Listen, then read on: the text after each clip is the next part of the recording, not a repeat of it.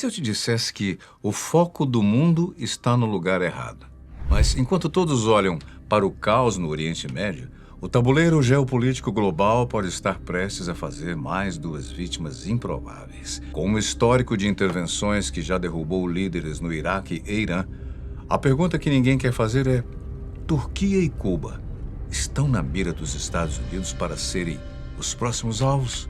Hoje, nós vamos além das manchetes óbvias. Vamos desmascarar o padrão estratégico americano e te mostrar por que Ankara e Havana podem ser as próximas peças a cair nesse dominó.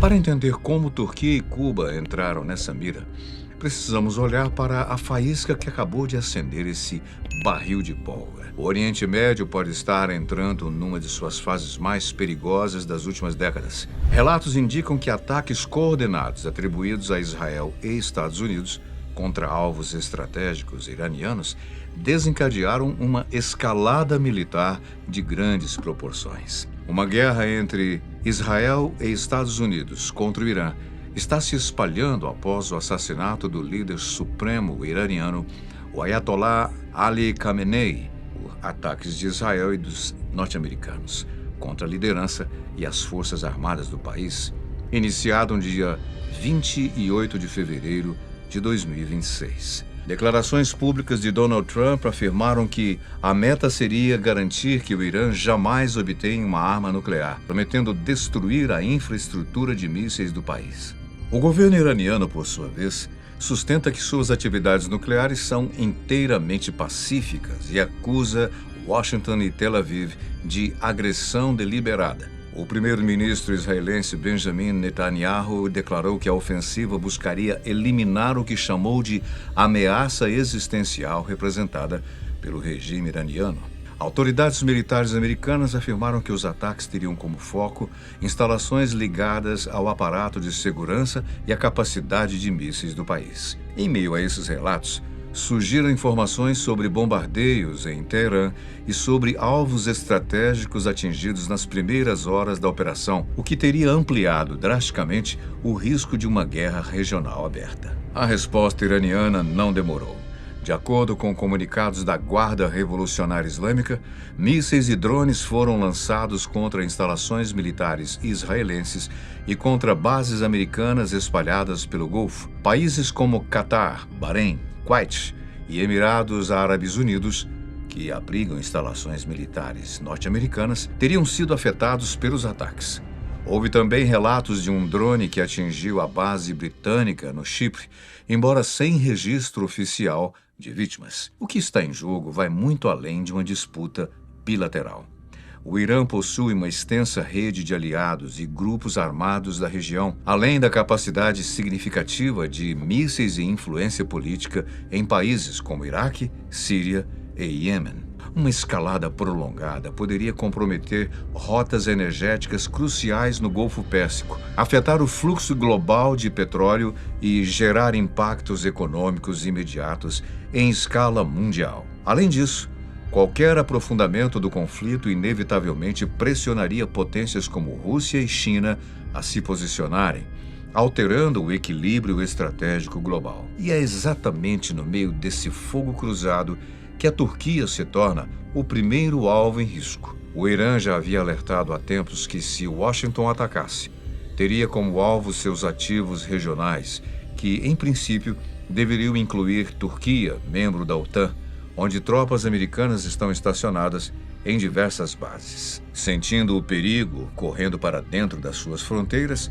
o presidente da Turquia, Recep Erdogan, criticou duramente os ataques atribuídos aos Estados Unidos e Israel contra o Irã, classificando-os como uma clara violação do direito internacional. Em discurso, Erdogan afirmou que a Turquia compartilha a dor do povo iraniano diante da escalada do conflito e alertou que a disputa entre Washington e Teherã teria ultrapassado o campo das tensões diplomáticas para se transformar em guerra, impulsionada, segundo ele, por ações provocativas de Israel.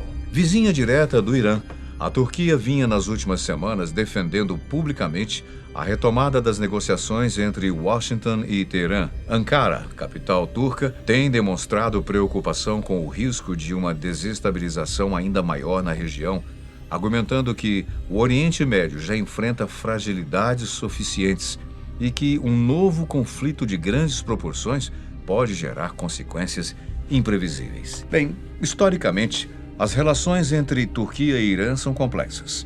Embora tenha apoiado lados opostos na guerra civil síria, os dois países mantiveram canais diplomáticos abertos e relações comerciais, preservando um equilíbrio pragmático apesar das divergências políticas. Essa postura reflete a tradição diplomática turca de buscar estabilidade regional, mesmo em contextos de rivalidade estratégica. Ao mesmo tempo, Erdogan também construiu uma relação pessoal relativamente próxima com Trump, o que adiciona uma camada de delicadeza à posição turca. Ankara, portanto, tenta equilibrar sua condição de membro da OTAN com a sua necessidade de preservar a estabilidade em suas fronteiras orientais. Em suas declarações mais recentes, Erdogan afirmou que a Turquia pretende intensificar contatos diplomáticos em todos os níveis para buscar um cessar-fogo e abrir espaço para negociações. Ele enfatizou que o país não deseja ver guerra, tensões ou massacres às suas portas, reforçando que a prioridade turca é impedir que o conflito se expanda ainda mais e ameace diretamente a sua própria segurança e estabilidade interna. Bem, mas você deve estar se perguntando: por que os Estados Unidos teriam interesse em desestabilizar a Turquia, que inclusive é parceira na OTAN? Alguns especialistas turcos argumentam que a integridade territorial da Turquia sempre foi vista como um obstáculo em propostas de redesenho regional. Mas há uma diferença fundamental. A Turquia, como eu disse, é membro da OTAN, tem estrutura estatal consolidada, uma intervenção militar direta é improvável. Porém, pressões econômicas, tensões cambiais, crises políticas internas e fluxos migratórios são ferramentas muito mais sutis e eficazes. A Turquia já viu como sanções e disputas diplomáticas podem afetar sua economia em questão de dias. E se você acha que isso é teoria da conspiração, preste atenção nisso. Em 2006, o tenente-coronel aposentado Ralph Peters publicou no Armed Forces Journal um artigo chamado Blood Borders, ou Fronteiras de Sangue. Ele argumentava que as fronteiras do Oriente Médio desenhadas após a Primeira Guerra Mundial eram artificialmente impostas e deveriam ser redesenhadas com base em critérios étnicos e religiosos. Ao longo de décadas, revoluções, guerras civis, intervenções externas e disputas transformaram o Oriente Médio num tabuleiro permanentemente instável. No mapa apresentado por Ralph Peters, o elemento mais chocante não são apenas as novas fronteiras, mas sim o que está desaparecendo. Surge um Kurdistão livre formado por territórios retirados do Iraque, da Síria, do Irã e principalmente da Turquia. Oficialmente, esse tipo de redesenho costuma ser apresentado como solução para conflitos históricos.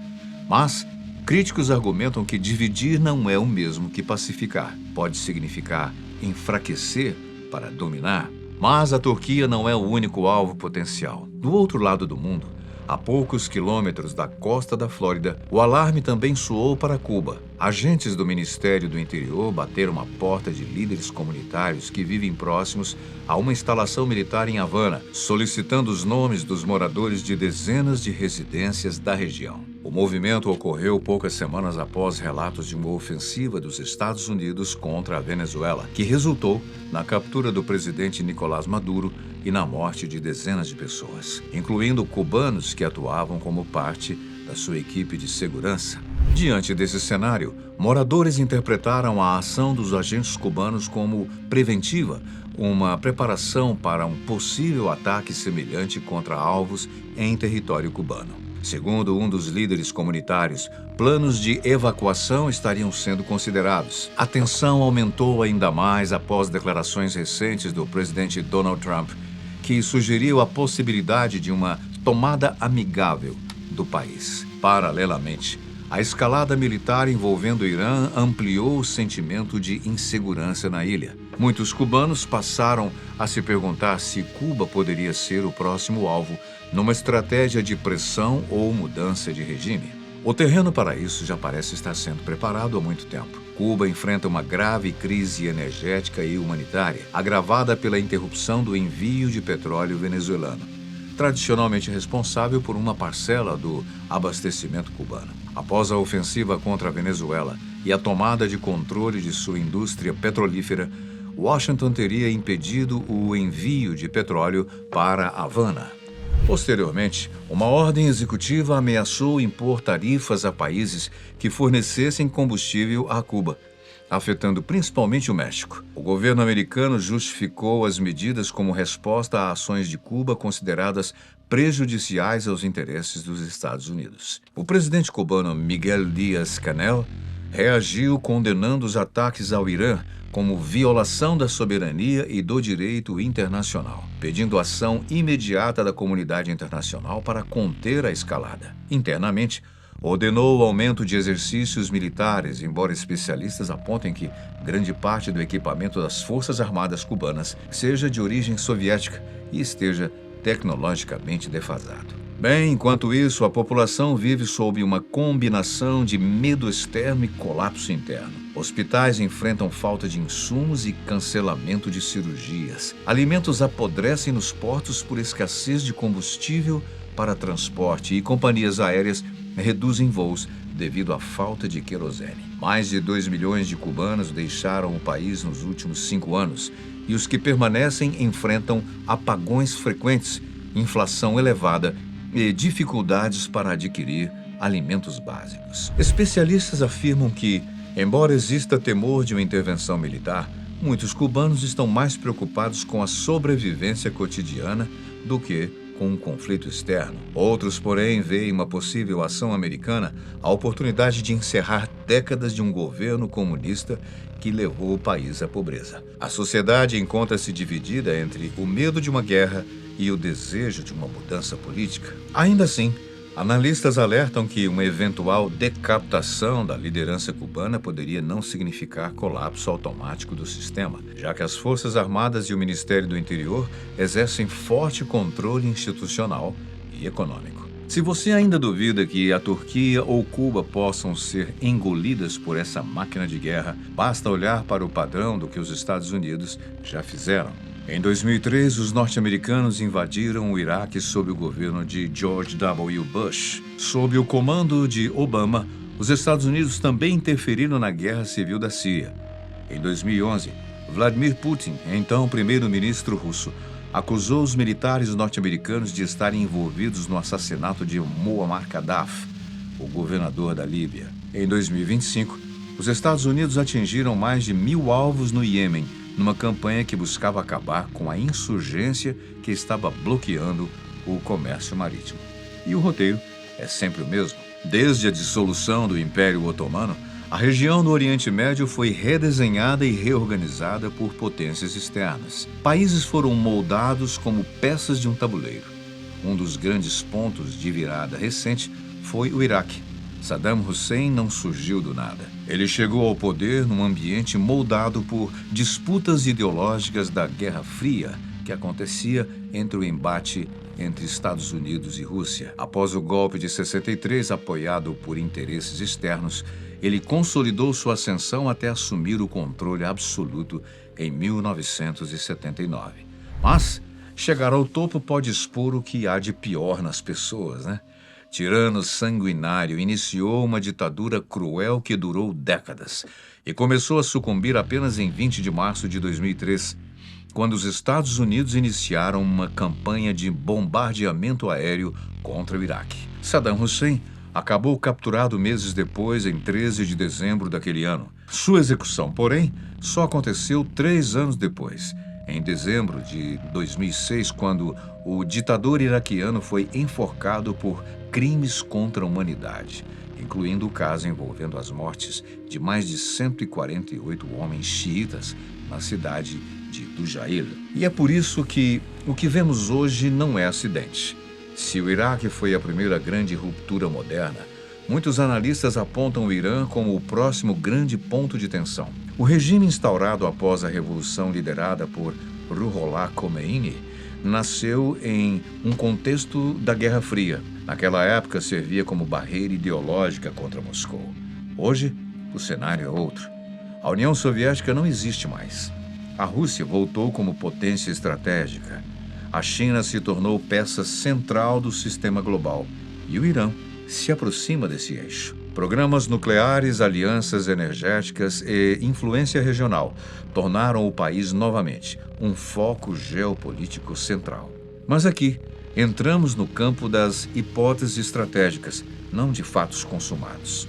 Autoridades israelenses já declararam publicamente que preferem um Irã sem o regime dos ayatolás. Figuras como Donald Trump e Benjamin Netanyahu já falaram abertamente sobre mudança de regime em momentos anteriores. Um Irã fragmentado não significaria apenas crise interna, significaria reconfiguração completa do equilíbrio no Oriente Médio. Um efeito dominó que, como vimos, provavelmente pode puxar Turquia e chegar até Cuba. Nesse embate geopolítico, quem sofre são as pessoas, os civis, vítimas de uma guerra que parece cada vez mais longe do fim.